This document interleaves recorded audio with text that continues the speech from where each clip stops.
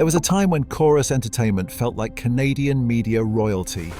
They owned the airwaves that shaped our childhoods: YTV, Teletoon, and Global TV. Every Saturday morning cartoon, every primetime drama, every radio station blasting in your car. Corus had their fingerprints all over it. By all logic, owning that much content and distribution should have been a license to print money in the streaming age. And yet, here we are in 2025, watching this media giant hemorrhage viewers, slash jobs, and sell off assets just to stay afloat. The company that once controlled what millions of Canadians watched is now fighting for survival in a world that has moved beyond traditional broadcasting. So what actually happened to the empire that seemed too big to fail? The story of Corus Entertainment begins in 1999 when telecommunications giant Shaw Communications made a strategic decision to spin off its broadcasting assets into a separate company. This wasn't just corporate restructuring, it was the beginning of a media empire built on J.R. Shaw's visionary strategy to control both content and distribution. In other words, own the shows people watch and the pipes that deliver them. Corus started with a modest but strategic portfolio of children's networks like YTV and Treehouse, plus Discovery Channel Canada. While this might seem like a random assortment, it represented something brilliant that competitors had overlooked. Kids' programming was an untapped goldmine. Parents would pay premium cable rates to keep their children entertained. Advertisers would pay top dollar to reach young consumers, and the content had incredible staying power. Shows like Arthur or SpongeBob could run for decades, making them incredibly cost-effective investments. With this foundation in place, Corus embarked on an acquisition spree that would transform Canadian media. The first bombshell dropped in 2007 when they acquired Alliance Atlantis broadcasting assets for $1.2 billion. Overnight, they added Food Network, HGTV, History Channel, and Showcase to their growing empire. These were not just any channels, they were specialty networks with dedicated audiences and premium advertising rates. But Corus was just getting started. In 2010, they made their boldest move yet, purchasing the Global Television Network for $2.65 billion. This was not just another channel, it was one of Canada's major national broadcasters with local stations across the country. By acquiring Global, Corus gained access to primetime audiences, national news operations, and lucrative sports broadcasting rights. By the end of 2010, Corus controlled an astonishing 45 specialty channels, a major broadcast network, and dozens of radio stations coast to coast. At their peak, they were reaching 28 million Canadians weekly in a country of just 35 million people. This was not just media dominance, it was cultural influence on a national scale. The economics behind this empire seemed bulletproof. The cable bundling model meant Corus received subscription fees for their channels, whether viewers watched them or not. Canadian content regulations ensured that competitors could not simply import cheaper American programming, and their massive reach guaranteed advertising revenue from companies desperate to reach Canadian consumers. This dual revenue stream, subscription fees, plus advertising, created a financial juggernaut. Investors took notice. Between 2009 and 2014, Corus stock climbed from $10 to $27 per share, a 170% increase that made the Shaw family billions and rewarded shareholders handsomely. The future seemed limitless for Canada's media powerhouse. Yet beneath this impressive growth, cracks were beginning to form in the foundation of Corus's empire.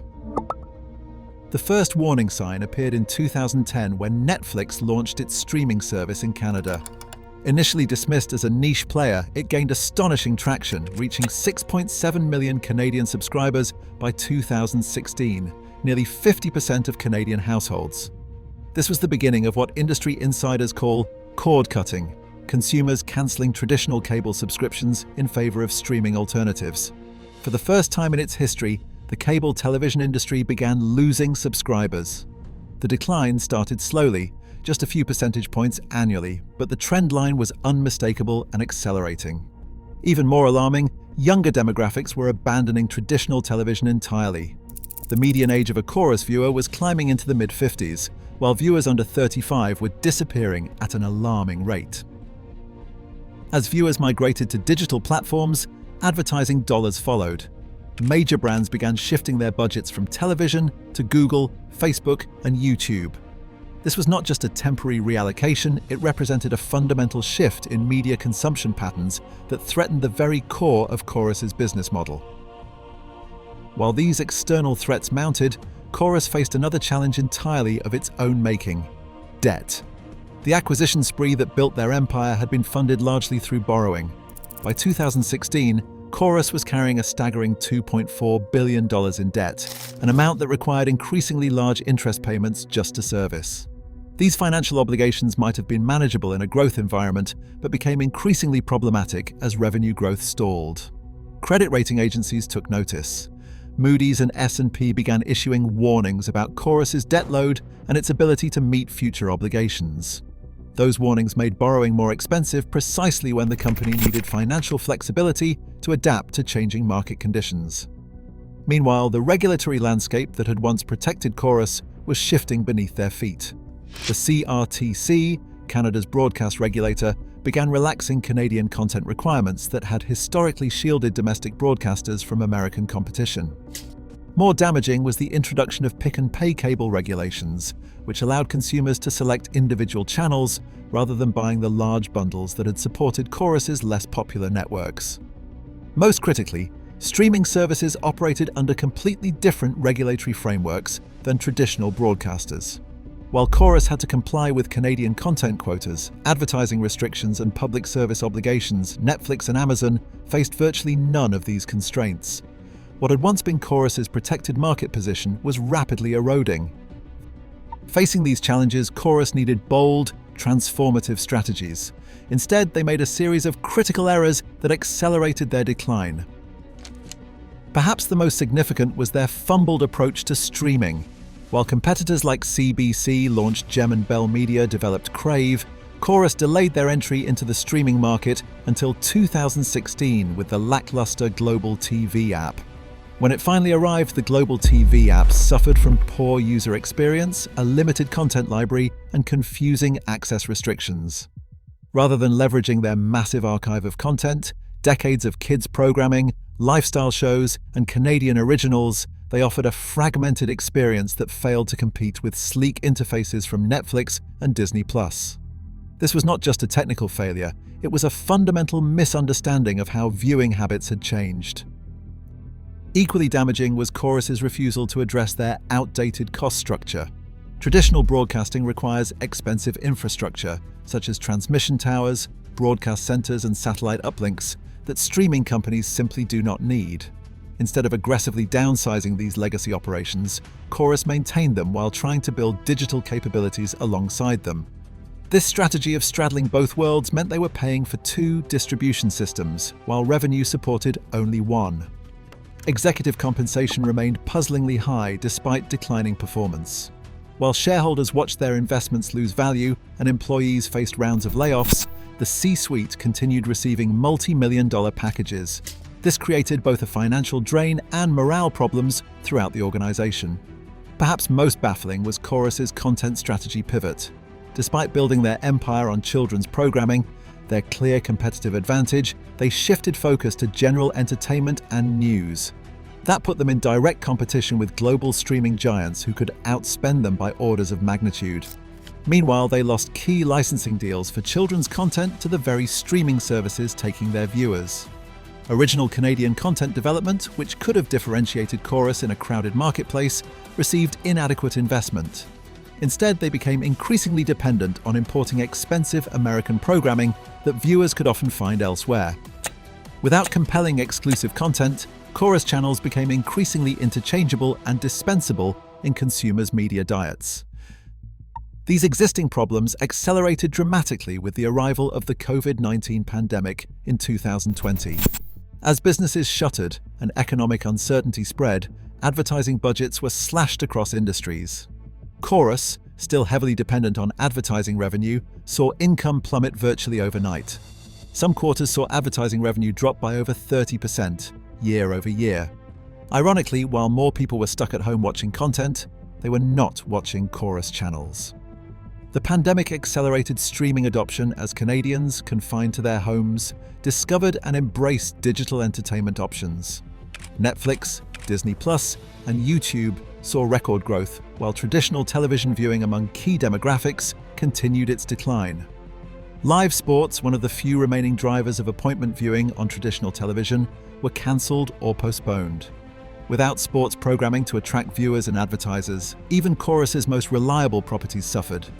The market responded brutally, and Corus stock, already weakened, collapsed from around $6 to under $2 per share. The company that had once been worth billions saw its market capitalization shrink to less than $400 million. This financial pressure brought Corus's debt problems to the forefront. Credit rating agencies downgraded the company's debt to junk status, making refinancing more expensive just when they needed financial flexibility. Banks, sensing increasing risk, tightened lending terms. In 2020, Corus took the previously unthinkable step of suspending dividend payments, something they had not done since 2001. For a company built partially on its reputation as a stable income stock, this was a devastating signal to the market. What began as a strategic choice soon became necessity. Corus started selling assets not to reposition the company, but simply to generate cash for operations and debt service. Radio stations, real estate holdings, and minority stakes in channels were liquidated at fire sale prices. Perhaps most damaging was the human cost of this decline. Since 2020, Corus has cut over 800 jobs across all divisions. These were not just cost-cutting measures, they represented a devastating brain drain. Key executives departed for streaming companies, taking institutional knowledge and relationships with them. Particularly damaging were cuts to global news operations, which reduced local coverage and damaged the credibility of one of Corus's most valuable brands. Each of these factors reinforced the others, creating a downward spiral that proved increasingly difficult to escape. The numbers tell the story of Corus's collapse with brutal clarity. Revenue has fallen 40% from its 2016 peak. Market capitalization, once $1.8 billion, now sits below $200 million, an extraordinary 89% decline in shareholder value. The debt-to-equity ratio has become unsustainable, forcing the company to repeatedly restructure its credit facilities just to maintain operations. This financial distress has forced increasingly desperate measures. The asset sales that began as strategic decisions have evolved into a fire sale. Entire radio divisions have been sold to competitors. The content library that once represented Corus's greatest asset is now being licensed to streaming competitors who use it to attract the very viewers Corus has lost. There are even discussions about selling the global news division, once considered the crown jewel of the company's information assets. Even the real estate portfolio, broadcasting facilities, and office towers across Canada is being monetized through sale-leaseback arrangements that generate short-term cash at the expense of long-term costs. These are not the actions of a company repositioning for growth, they are the moves of an organization fighting for survival. The audience metrics are equally alarming. Traditional television viewership among the critical 18 to 34 demographic is down over 60% from its peak. This audience collapse has created a vicious cycle. Fewer viewers lead to lower advertising rates, which reduce revenue, which forces content cuts, which drives away more viewers. Where Corus channels once dominated Canadian viewing, streaming competitors now account for over 65% of video consumption hours. Perhaps most concerning is the declining brand relevance.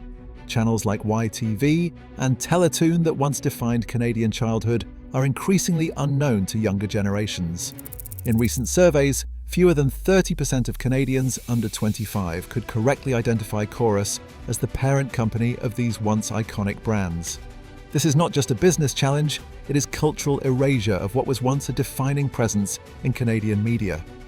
Corus's collapse was not simply bad luck or changing technology, it was a textbook case of what business scholars call the innovator's dilemma. Corus had optimized every aspect of their business for linear television delivery, while the market was rapidly shifting to on-demand streaming. Their high fixed costs, built around traditional broadcasting infrastructure, made pivoting financially challenging even when they recognized the need. Ironically, the regulatory protection that had helped build Corus became a competitive weakness. Years of operating in a protected environment bred complacency and resistance to innovation. When global competitors arrived with superior technology and user experiences, Corus lacked both the cultural agility and financial flexibility to respond effectively. The debt strategy that fueled their rise accelerated their fall. Acquisition-led growth works brilliantly in expanding markets, but becomes an anchor in contracting ones. Every dollar allocated to interest payments was a dollar unavailable for content development, technological innovation, or strategic repositioning. Financial engineering through refinancing and debt restructuring could not solve the fundamental business problem, declining viewership and advertising revenue. Perhaps most fascinating is the Canadian content paradox that Corus embodied. Regulations requiring Canadian programming were intended to protect domestic media companies. Instead, they created artificial market conditions that left companies like Corus unprepared for global competition. When streaming platforms arrived offering better content at scale, Corus's locally focused content strategy could not compete with international production budgets. The collapse of Corus Entertainment signals the definitive end of the protected oligopoly era in Canadian media. For decades, a handful of companies controlled what Canadians watched through regulatory protection and market concentration. That era is over. Government intervention, however well-intentioned, cannot stop technological disruption or changing consumer preferences. In today's global media landscape, scale matters more than regulatory protection. Netflix's annual content budget exceeds $17 billion, more than the entire Canadian broadcasting industry combined. This reality forces uncomfortable questions about the future viability of Canadian-owned media companies in a borderless digital environment. The broader implications extend beyond media. Corus demonstrates that traditional business models can collapse with stunning speed when digital alternatives emerge. Debt-fueled growth strategies prove especially vulnerable during industry disruption, as leverage amplifies both gains and losses. Perhaps most importantly, consumer behavior changes faster than corporate adaptation. By the time many legacy companies recognize existential threats, it is often too late to effectively respond. The final question remains: was Corus's collapse inevitable once streaming arrived, or could different strategic choices have saved Canada's media empire? The answer reveals uncomfortable truths about the future of traditional broadcasting.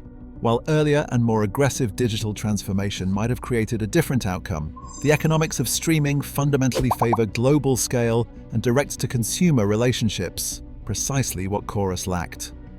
As we watch this once mighty media empire struggle for survival, the lesson becomes clear.